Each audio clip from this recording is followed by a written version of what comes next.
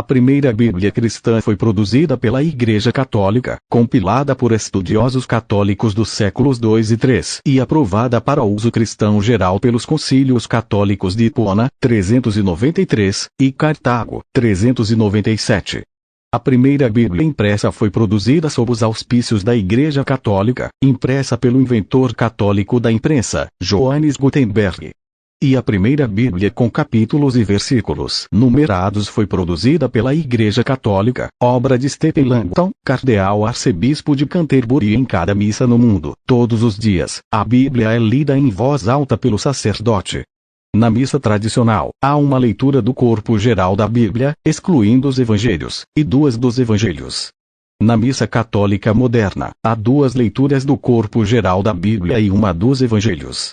Todos os lares católicos têm uma Bíblia e a Bíblia é ensinada nas escolas católicas, como é sua tradição perene. Esse mito surgiu porque as Bíblias costumavam ficar trancadas em igrejas no passado, mas isso não era para impedir que as pessoas tivessem acesso, era para evitar que fossem roubadas. Eram Bíblias escritas à mão que eram incrivelmente valiosas devido à escassez. Além disso, as pessoas pensam que a igreja proibiu as pessoas de ler a Bíblia ao colocá-la no índice de livros proibidos, mas as Bíblias colocadas no índice eram versões protestantes, faltando 7 livros, ou versões mal traduzidas, a mais famosa das quais é o Rei Versão de James que os católicos não deveriam usar. Equívoco. O Papa é infalível em todas as coisas. Os católicos romanos acreditam que apenas sob certas circunstâncias o Papa é infalível, isto é, ele não pode cometer um erro. A Igreja Católica define 3 condições sob as quais o Papa é infalível. E o Papa deve estar fazendo um decreto sobre questões de fé ou moral. Segundo, a declaração deve ser vinculativa para toda a Igreja. Terceiro, o Papa deve estar falando com toda a autoridade do papado, e não a título pessoal. Isso significa que quando o Papa fala sobre assuntos de ciência, ele pode cometer erros, como vimos no passado com questões como heliocentricidade. Porém, quando ele está ensinando uma questão de religião e as outras 2 condições acima são atendidas, os católicos consideram que o decreto é igual à palavra de Deus. Não pode contradizer quaisquer declarações anteriores e deve ser acreditado por todos os católicos. Os católicos acreditam que se uma pessoa nega qualquer um desses decretos solenes, ela está cometendo um pecado mortal, o tipo de pecado que envia uma pessoa para o inferno. Aqui está um exemplo de um decreto infalível do Concílio de Trento, sob o Papa São Pio V, século XVI. Se alguém nega que no sacramento da Santíssima Eucaristia estão contidos verdadeira, real e substancialmente o corpo e o sangue junto com a alma e divindade de nosso Senhor Jesus Cristo e, consequentemente, todo o Cristo, mas diz que ele está nele apenas como em um signo, figura ou força, deixe-o ser anátema. A última seção da frase final seja um anátema é uma frase padrão que normalmente aparece no final de uma declaração infalível. Significa deixe-o ser amaldiçoado. O pronunciamento mais recente que pode ser considerado como estando sob a infalibilidade papal foi quando o Papa João Paulo II declarou que as mulheres não podiam se tornar padres. Equívoco. Católicos não são cristãos. Na verdade, os católicos são os primeiros cristãos. Ao ler os primeiros escritos cristãos, você pode ver claramente que suas doutrinas e ensinamentos são os mesmos da Igreja Católica hoje. Você ouve falar de bispos, virgens vivendo em comunidade, freiras, padres, confissão, batismo de crianças, o bispo de Roma como chefe da religião cristã e reverência pelos santos. Aqui estão alguns comentários dos primeiros pais da Igreja que foram, em muitos casos, os apóstolos dos apóstolos bíblicos, bispos. Pois não será um pecado leve para nós, se expulsarmos aqueles que ofereceram os dons do cargo de bispo de maneira irrepreensível e santa. Papa São Clemente, Carta aos Coríntios 1, 96 DC. O Papado, de Inácio. A Igreja também quis deter a presidência, na localização do país dos romanos, digna de Deus, digna de honra, digna de bênção, digna de louvor, digna de sucesso, digna de santificação, e, porque você detém a presidência no amor, que tem o nome de Cristo e o nome do Pai, Santo Inácio, Carta aos Romanos 1, 110 DC. Sagrada Comunhão. Este alimento a que chamamos Eucaristia, do qual ninguém pode comer, exceto aquele que acredita que as coisas que ensinamos são verdadeiras e recebeu a lavagem para o perdão dos pecados e para o renascimento, e que vive como Cristo entregou até nós.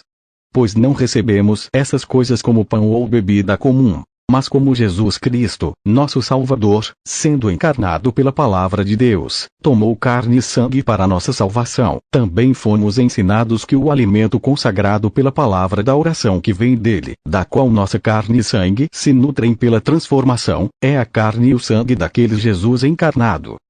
St.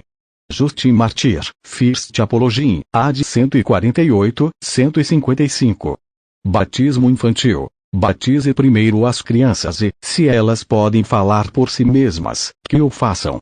Do contrário, deixe seus pais ou outros parentes falarem por eles. Santo Hipólito, a tradição apostólica 21 e 16.215 DC.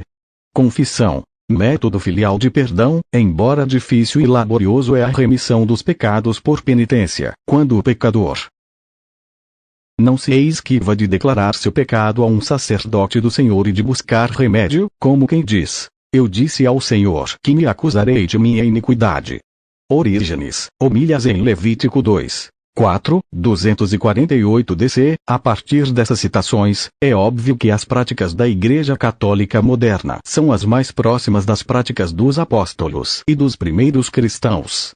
Também deve ser dito que a maioria dos historiadores aceita que a Igreja Católica foi a primeira igreja cristã, pois isso pode ser verificado a partir de textos anti-equívoco. A Igreja Católica se opõe à ciência e rejeita a evolução. Na verdade, muitos avanços científicos podem ter ocorrido por meio de estudos e educação católicos.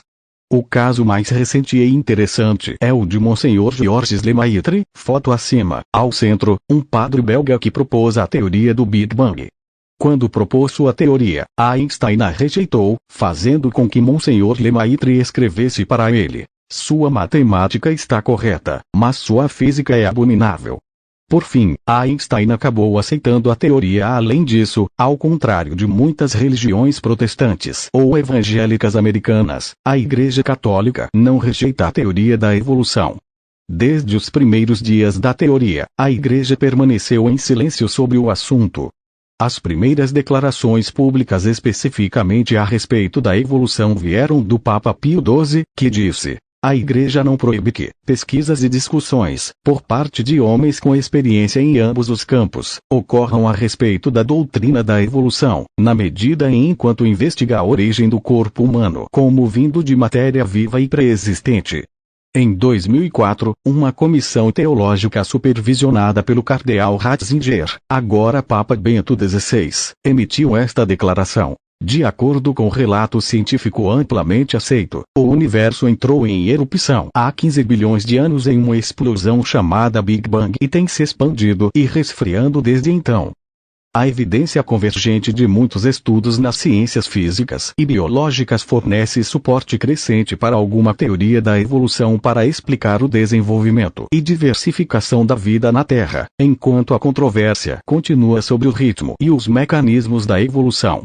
Escolas católicas em todo o mundo, incluindo os Estados Unidos, ensinam evolução científica como parte de seu currículo de ciências. Equívoco. Os católicos adoram Maria e, portanto, estão cometendo idolatria na teologia católica. Existem 3 tipos de adoração, um dos quais é condenado na Bíblia se oferecido a qualquer pessoa que não seja Deus. 1. Latria. Esta é a adoração que é dada apenas a Deus. Dar este tipo de adoração a qualquer outra pessoa é considerado um pecado mortal e é a idolatria condenada na Bíblia. 2. Hiperdúlia. Este é um tipo particular de culto dado a Maria, a mãe de Jesus, é apenas dado a ela e não é considerado idolatria porque não é adoração, apenas reverência. 3. Dúlia. Este é o tipo particular de adoração dado apenas aos santos e anjos, também não é idólatra, pois também é uma forma de reverência. A distinção foi feita pelo Segundo Concílio de Nicéia em 787 DC.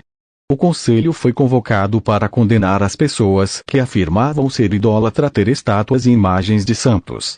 Operating System cânones do conselho podem ser lidos aqui só para esclarecer. Latria é um termo latino, do grego usado na teologia ortodoxa e católica para significar adoração, que é a forma mais elevada de adoração ou reverência e é dirigida apenas à Santíssima Trindade.